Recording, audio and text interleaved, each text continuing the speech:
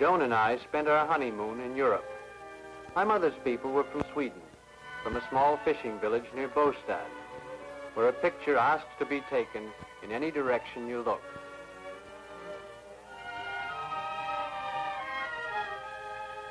From the fishing village, we went to Helsingborg, which is like all the rest of Sweden, clean and colorful. We could have spent our whole month in Sweden, but we'd promised ourselves a trip to Paris. Originally, we'd planned to go by air, but we saw a poster in a travel agency window.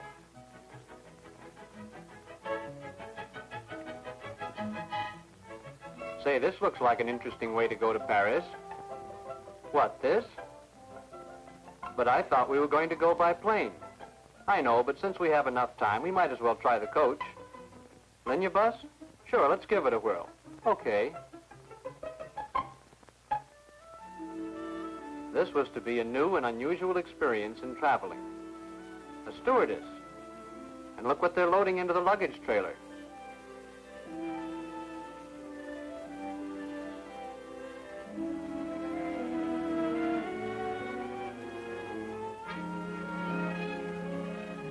Two drivers, never a tired driver at the wheel.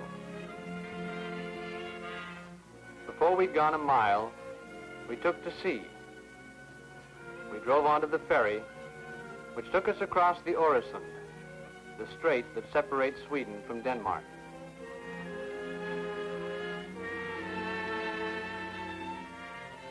Along the fine Danish highways, we rolled toward Copenhagen. It's the capital of Denmark, and we had been told it was one of the most interesting cities in Europe. So we left the coach in Copenhagen and rented bicycles to see the sights in this bicycle-mad city.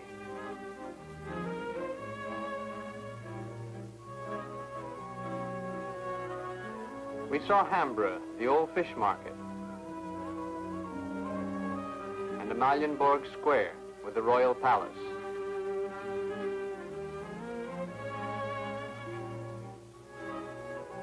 We saw the stock exchange with its wonderful tower of twisted snakes that make it look like a corkscrew.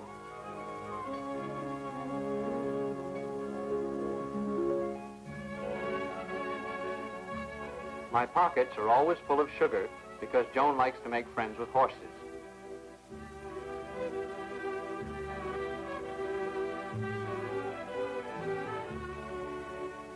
We were reminded of a character from Hans Christian Andersen's fairy tales when we saw the statue of the Little Mermaid. She is the emblem of modern Copenhagen. In the summertime, Denmark lives in boats. Its people have been dependent on the sea since the time of the Vikings.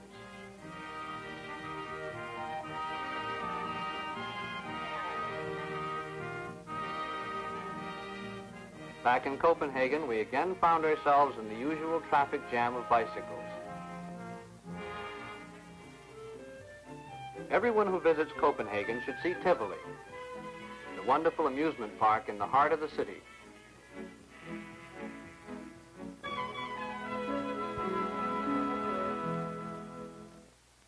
Even from up there, we could hear the music of the Tivoli guards.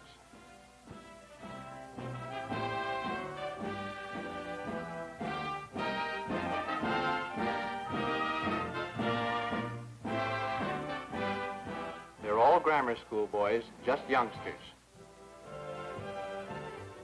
Main attraction of Tivoli is the pantomime theater, with its wonderful classic performance unchanged for 200 years.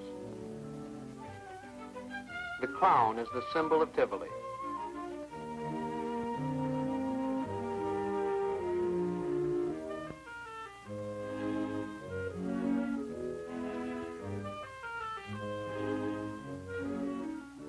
There are half a dozen superb restaurants in the park.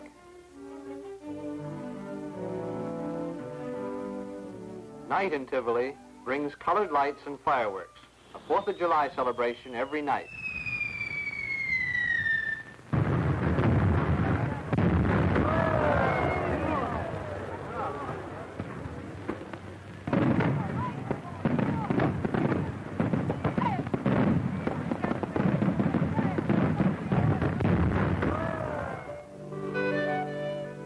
Denmark is a land of islands strung together with bridges.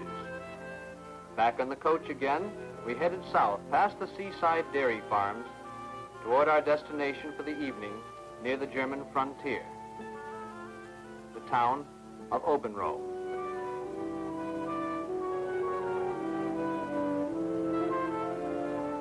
Next morning, we rolled into northern Germany through the medieval towns of Schleswig-Holstein and then into war-ravaged Hamburg.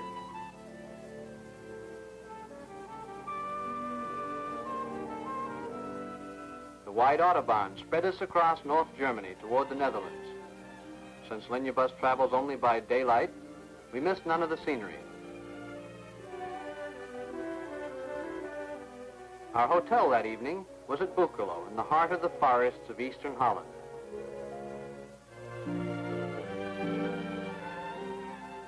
We weren't prepared to find surf bathing so far from the sea. The wave machine in the hotel pool makes breakers any size you want. We ordered ours large.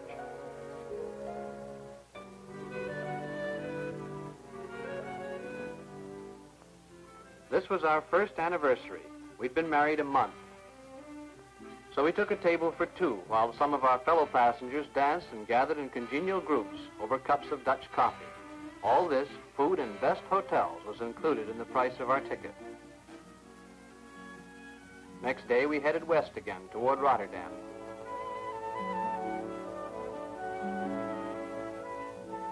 For refreshments, all we had to do was buzz the hostess, so we enjoyed cold drinks from the coach's own refrigerator while we rolled through the polderland, the rich pastures reclaimed from the sea by the industrious people of Holland.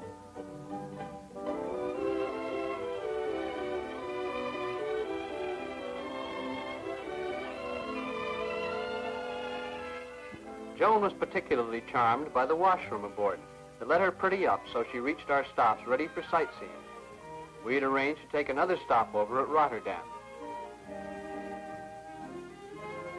Not far from Rotterdam is Kinderdijk, where we found dozens of windmills built long ago to pump the farmlands dry.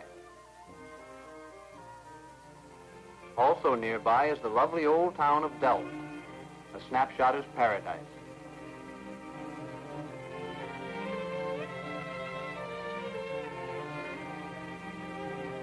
Probably the best way to see Delft is to take a boat along the peaceful canals, which are more numerous than streets.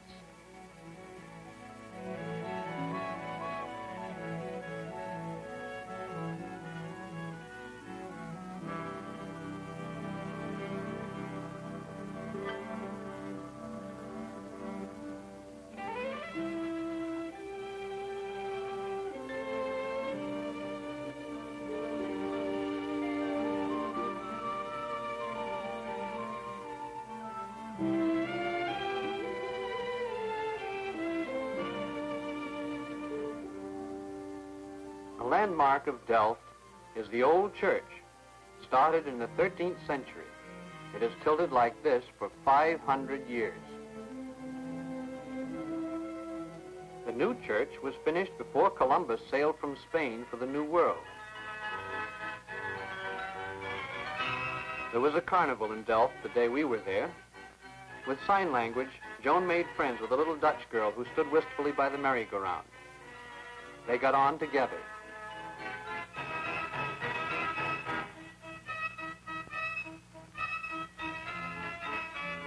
It was hard to say who had the most fun.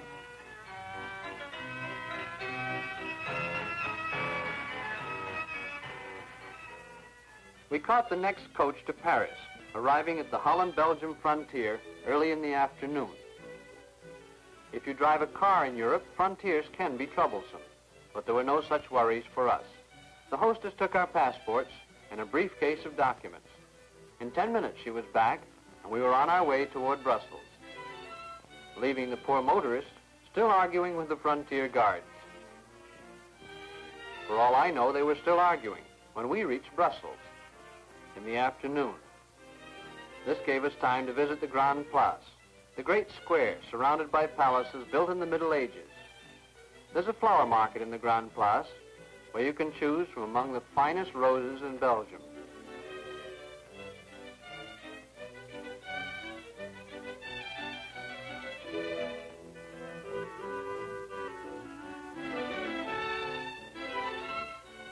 Brussels is also famous for lace.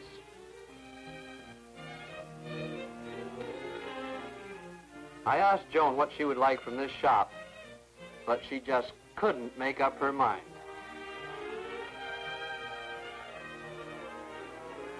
So I planned a surprise.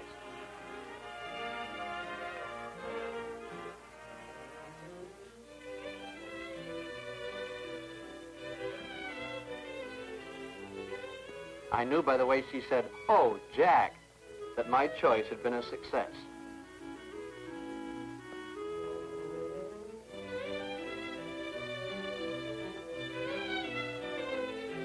From Brussels, we went south, across Belgium, and then across the broad fields of northern France.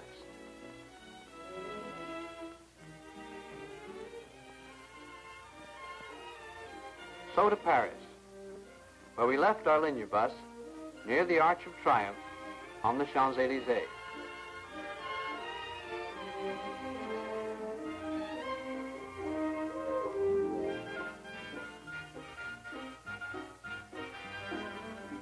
Paris, Place Concorde, the Opera, Place Vendôme, names familiar to everyone who has ever heard of the Queen of Cities.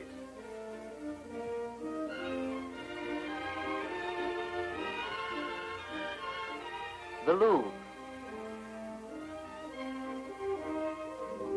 Notre Dame,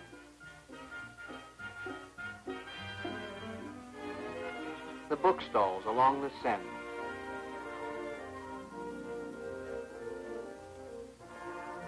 Paris, our city of dreams, thrilling stop on a road of romance.